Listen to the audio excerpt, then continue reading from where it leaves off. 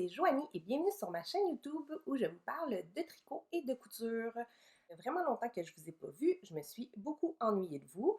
En fait, la principale raison, c'est que je suis tombée enceinte.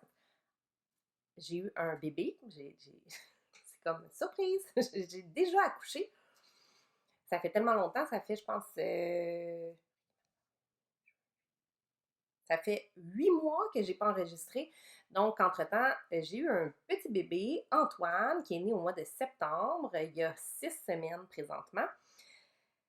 Donc, j'étais hyper fatiguée, j'avais pas le temps de coudre, surtout les premiers mois de la grossesse. Heureusement, moi, j'ai pas trop de nausées, mais j'étais vraiment brûlée avec le travail parce que j'ai travaillé jusqu'à 3 jours avant d'accoucher. Donc, j'étais vraiment fatiguée. Puis j'avais pas beaucoup de temps pour coudre, j'avais pas beaucoup de temps pour enregistrer, encore moins. Même qu'une fois que j'ai filmé, mais là, j'ai pas été capable de faire le montage, j'étais trop fatiguée. Fait que j'ai laissé faire, je l'ai supprimé cette vidéo-là. Donc, c'est ça.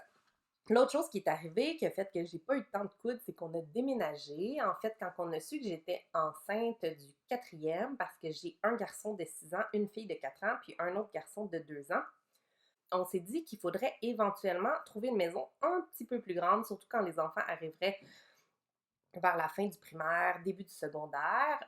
Puis finalement, on a trouvé une maison par hasard. C'est un de mes collègues de travail qui m'a envoyé un message texte avec une photo d'une maison à 2 minutes de marche de l'hôpital où je travaille. Donc, c'était une maison parfaite qui correspondait exactement à ce qu'on avait besoin. En fait, ça me prend moins de temps à aller travailler de la maison à mon bureau que de mon auto qui était dans le stationnement jusqu'à mon bureau. Fait que ça vous donne une idée à quel point c'est proche, ça change la vie, c'est vraiment incroyable tout le temps qu'on perd dans le transport le matin puis le soir. Donc, c'est vraiment, vraiment génial. Puis c'est une maison qui correspondait avec ce qu'on avait besoin, le nombre de chambres à coucher, il y a une cour arrière, on a un garage, en tout cas, on est vraiment chanceux. Donc là, il a fallu faire une offre en moins de 2 jours, là, on l'a acheté, puis fait que c'était un peu anxiogène, tout ça, et stressant. Puis après ça, il a fallu qu'on vende notre maison qu'on avait dans le quartier Villeray à Montréal. Donc, tous mes moments de temps libre ou congés de travail, je les passais à faire du ménage, du home staging pour qu'on affiche la maison, qu'on organise les visites. Tout ça, après ça, on a fait des boîtes, puis je vous cacherai pas que déménager avec 3 jeunes enfants enceintes de 6-7 mois, c'est intense. Donc, on a fait tout ça, on a réussi à déménager au mois de juin. Puis là, quand on est arrivé dans la nouvelle maison, ben là, il a fallu s'installer, tu sais, tout l'achat des meubles, on a fait peinturer alors qu'on était dans la maison. C'était beaucoup, beaucoup, beaucoup de temps. Donc, j'avais beaucoup moins de temps à consacrer à mes loisirs comme la couture et le tricot, malheureusement. Puis, ben là, Antoine est arrivé. Il dort pas beaucoup, Antoine, mais c'est la vie, puis c'est correct, c'est un bébé.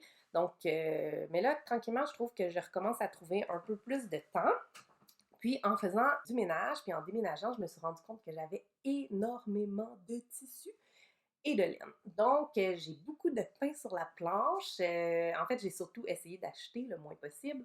Puis, je me suis aussi acheté un projecteur. Donc, j'aimerais ça vous filmer une autre vidéo pour vous expliquer un peu plus mon expérience ou mes premiers pas avec mon projecteur. Mais j'espère avec ça être capable de coudre plus rapidement puis passer moins de temps à assembler des patrons PDF. Alors là aussi, on est dans ma nouvelle salle de couture que j'ai pas encore fini d'aménager. Il y a certains trucs qui sont encore en rupture de stock, malheureusement, comme mon dessus de table de coupe que je pense que je vais avoir peut-être en janvier si tout se passe bien, mais je ne serais pas surprise que ça soit encore plus tard. Mais il me reste quelques petits trucs à accrocher. Je ne suis pas encore tout à fait organisée, mais je suis quand même vraiment contente d'avoir ma pièce de couture au sous-sol. Puis aujourd'hui, je vous montre juste rapidement qu'est-ce que je porte. Je porte un Union Street Tee de A. June and Made. Puis je porte mes Morgan Jeans de Closet Core Pattern. Donc, c'est deux patrons que je vous ai déjà présentés dans des vidéos. Fait que je vous mettrai le lien si jamais ça vous intéresse.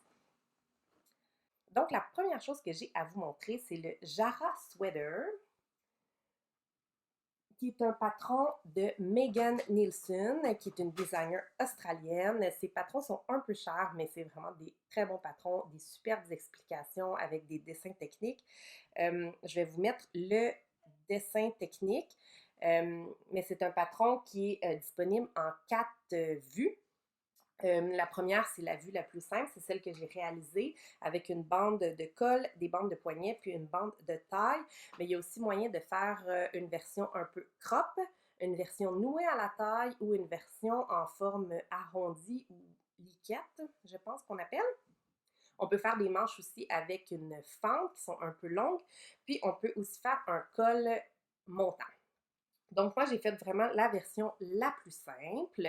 C'est un patron disponible seulement en anglais, mais c'est vraiment, je pense, facile à assembler, un chandail comme ça. En tout cas, cette version-là, je ne suis même pas sûre que j'ai regardé les instructions. Puis le tissu, c'est ça, je l'ai acheté au format PDF. C'est un patron qui est disponible en A0, en US Letter ou A4, puis aussi en format papier. Moi, j'ai utilisé un tissu qui vient de chez Blackbird Fabrics. C'est un tissu qui est vraiment, vraiment, vraiment doux et confortable. C'est tout molletonné à l'intérieur. Donc, j'ai utilisé 1 mètre de ce sweatshirt fleece. C'est la couleur Vanilla. C'est 100% coton. Il n'y a pas d'élastane, donc c'est très peu élastique. Puis, ils vendent aussi le barcode assorti dans la même couleur. Ça, j'en avais un demi-mètre. Je pense qu'ils recommandent 1,1 mètre pour le patron. Donc, 1 mètre, après l'avoir lavé, rapetissé, c'était suffisant. Donc, moi, j'ai fait la taille 10 ans qui correspond à un buste de 37 pouces. Présentement, je fais plus comme 40, 41 pouces de tour de buste, mais il y a beaucoup, beaucoup d'aisance positive. Là, je pense qu'il y a autour de 8 pouces d'aisance positive de prévu. Donc, les mesures finies de celui-là, c'est 45 pouces. Donc, ça me fait amplement. Puis, ça va me faire aussi quand je vais avoir perdu un peu de buste, parce qu'on s'entend que ça risque de tout fondre, cette affaire-là, à la fin de l'allaitement. Vraiment facile à réaliser. C'est un chandail bien basic, là, mais j'aime vraiment beaucoup la couleur. Là. Et je pense qu'ils l'ont encore en stock, ce tissu-là, mais les autres couleurs m'intéressent moins. Mais cette couleur-là, je trouve que ça me va vraiment bien. C'est pas comme du blanc froid, là, c'est vraiment cette couleur vanille. Donc, je suis bien contente de ça. C'est un patron qui fait de la taille 0 à 20, puis il y a aussi un format taille plus de la taille 14 à, je me souviens pas, 34 peut-être? Non, 14 à 30. Puis, vous voyez, c'est recommandé pour un buste de 32 à 46 pouces. Donc, je vais vous mettre aussi toutes mes mesures à moi dans la barre d'informations, puis toutes les informations, les liens vers les patrons, si jamais ça vous intéresse. Donc, voilà pour ça. Bien contente de ce chandail. Donc, ma deuxième réalisation que j'aimerais vous présenter aujourd'hui, c'est la Peppermint Pocket Skirt. Attendez, c'est où le devant? Ça, c'est le devant. Donc, c'est une jupe à taille élastiquée, longueur midi, avec 2 grandes poches sur le côté, puis des panneaux au niveau du côté, là, où est-ce qu'on met les poches. Là, elle est un peu fripée parce que, ben, je ne l'ai pas repassée, mais je n'ai pas l'intention vraiment de repasser cette jupe-là pour la porter. Donc, c'est une jupe qui est offerte par le magazine Peppermint, qui offre régulièrement des patrons gratuits. En fait, ce pas des patrons gratuits, et les patrons sont offerts gratuitement, mais en échange, on peut faire une contribution volontaire. Donc, les designers derrière ce patron-là, c'est la compagnie Paper Theory, qui est une compagnie qui fait le Zadie jumpsuit que j'ai déjà réalisé puis que j'avais beaucoup aimé. Donc, cette jupe-là est offerte seulement au format PDF. Il y a quand même le format A0 si jamais on veut le faire imprimer chez un imprimeur, ou le coude au format projecteur, mais j'avais pas de projecteur encore quand je l'ai fait. Donc, voilà. Moi, j'ai fait, en fait, c'est un patron que j'ai cousu dans un twill de tencel qui vient de chez Blackbird Fabrics. J'ai utilisé 1,5 mètres de tissu. Eux, ils recommandent un peu plus, je dirais 1,75 mètres. Mais j'ai raccourci de 1 pouce ou 2,5 cm, puis en faisant ça, c'est rentré dans mon tissu.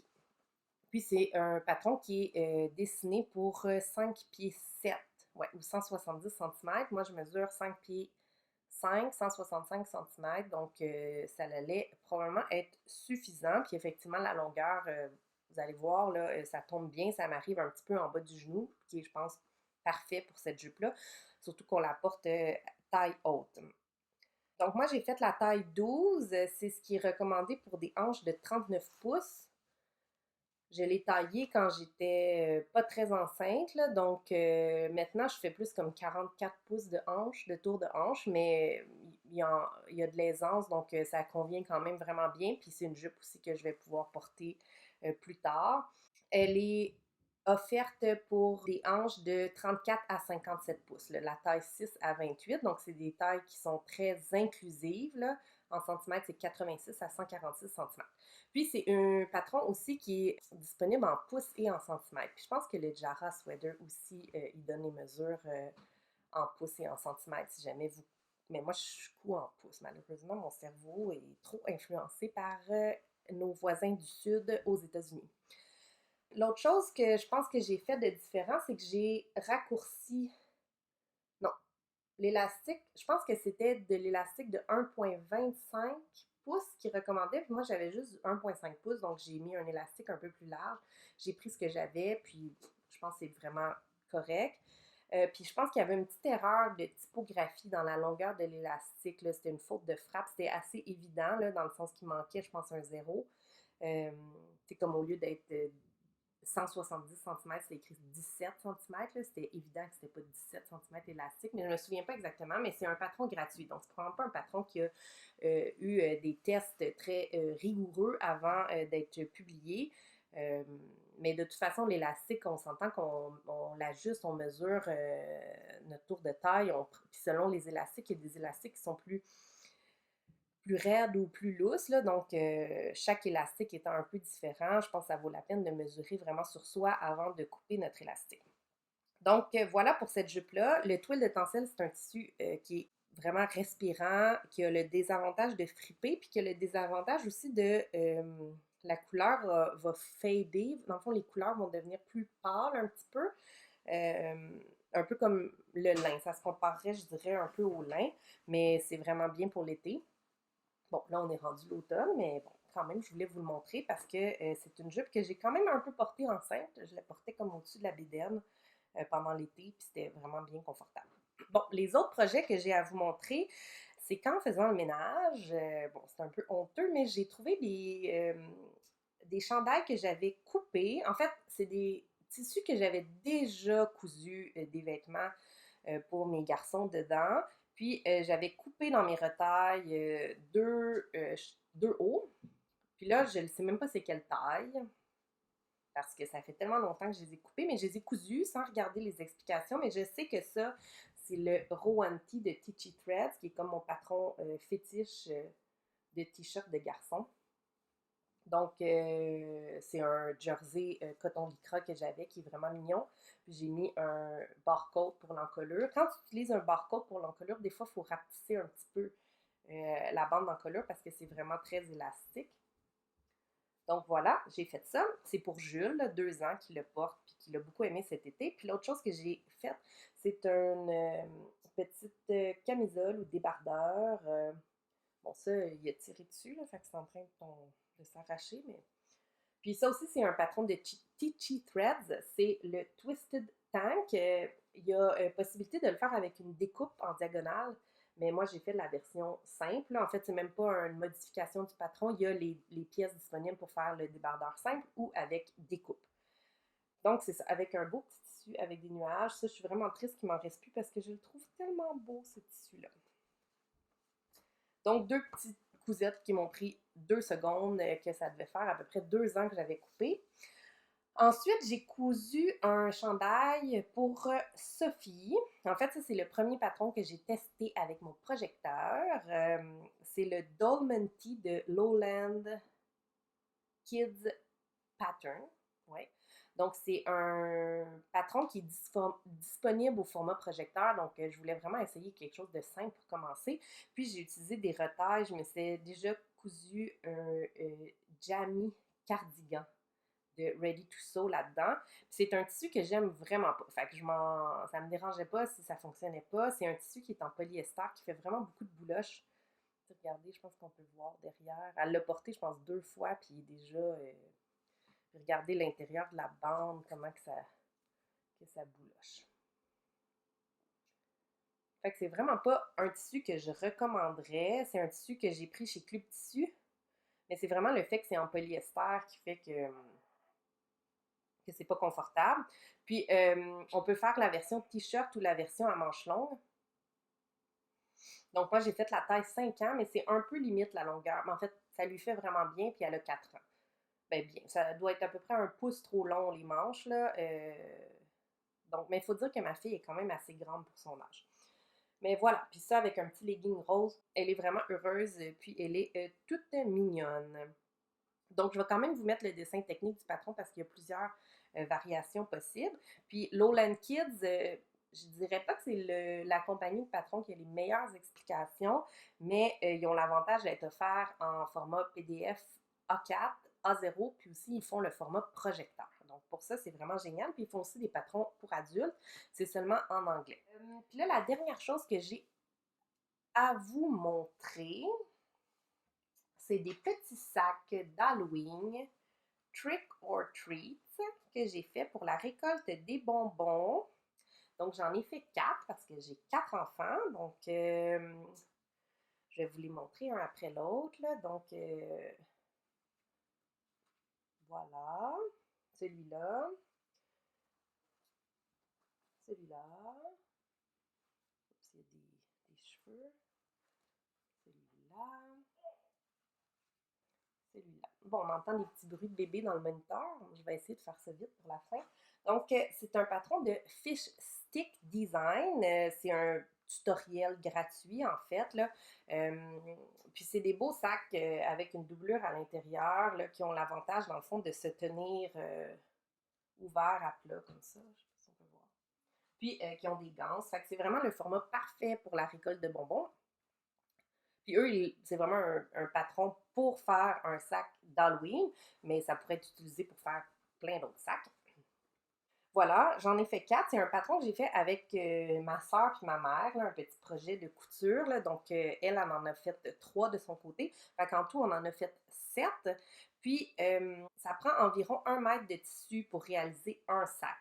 Mais si on veut que la doublure, le dessus du sac puis les gâches soient contrastantes, c'est probablement plus intéressant de faire au moins 3 sacs. Comme ça, dans le fond, on peut faire un peu de mix and match des tissus. Mais c'est un beau projet pour utiliser du tissu de type coton à courte pointe. Il faut aussi de l'interfacing, mais ça n'a pas besoin d'être un interfacing de bonne qualité vu que ce n'est pas des vêtements. Ou de la. C'est quoi en français de l'interfacing? Je m'en souviens pas. J'ai un petit cerveau qui dort pas beaucoup, hein? Donc, voilà pour ça. Donc, l'Halloween, c'est dans quelques jours. Je ne sais pas combien ça va me prendre de temps faire le montage de cette vidéo-là, mais c'est un super projet. Puis, vraiment, je le recommande si jamais vous avez des enfants. Puis, moi, malheureusement, je ne fais pas les costumes d'Halloween parce que ben, j'ai pas le temps. Puis, c'est bien trop compliqué pour rien. Ben, il y en a qui en font des super beaux, là, mais c'est ça. Fait que moi, je fais pas les costumes, mais je vais leur avoir fait des beaux petits sacs pour la récolte de bonbons. Donc, j'espère que ça vous a plu. Je me suis vraiment ennuyée de filmer, décidément. Puis, je vais essayer de vous refilmer une autre vidéo avec mes projets pour le mois de novembre. Je ne sais vraiment pas combien de temps je vais avoir pour coudre. Peut-être même que en tout cas, je vais voir, je vais quand même vous montrer quelques idées de trucs que j'aimerais coudre en novembre. Puis on verra qu'est-ce que j'ai le temps de faire. Si jamais je couds tellement, je vous filmerai des vidéos plus fréquentes. Mais c'est ça. Puis j'ai aussi beaucoup de tricots que j'aimerais vous montrer que j'ai fait dans les derniers temps. Donc, j'espère que ça vous a plu. N'hésitez pas à vous abonner. Faites-moi un petit pouce par en haut si jamais vous avez aimé la vidéo. Puis je vous dis à la prochaine. Puis bonne couture!